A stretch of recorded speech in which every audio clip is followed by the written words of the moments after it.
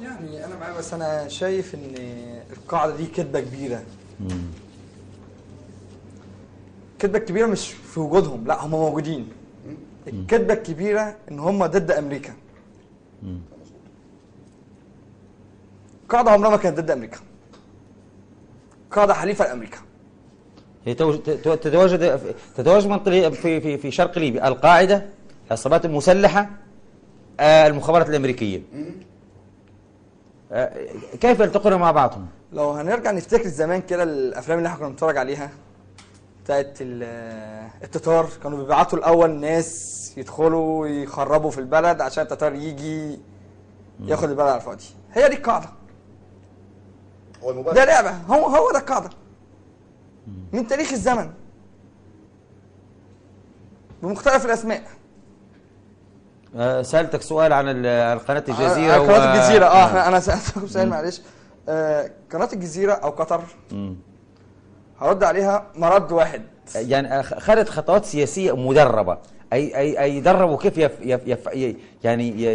يفعلوا الأخبار، كيف يضلوا الرأي العام. يعني وجدناهم في الساحة المصرية، وجدناهم في يعني ما ينقلوه في ليبيا. يعني هل يعلم حد أن في مؤيدين للرئيس حسني مبارك موجودين في القاهرة، وكانوا موجودين أمام ميدان مصطفى محمود، وموجودين حاليا أمام مسبيرو؟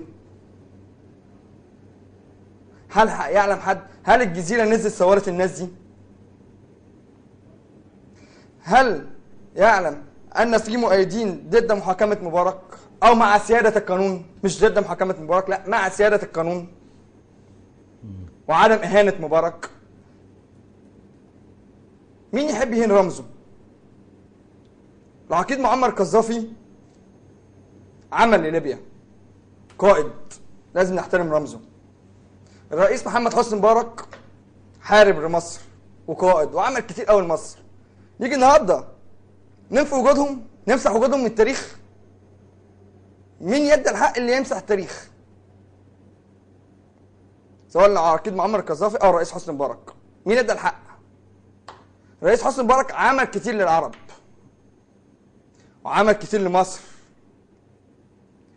ليه الجزيره ما بتذيعش ولا قطر ما بتقولش ان الرئيس محمد حسني مبارك استلم مصر وكان البنك الدولي هيعلن افلاس مصر دوليا سنه 80؟ فين الكلام ده؟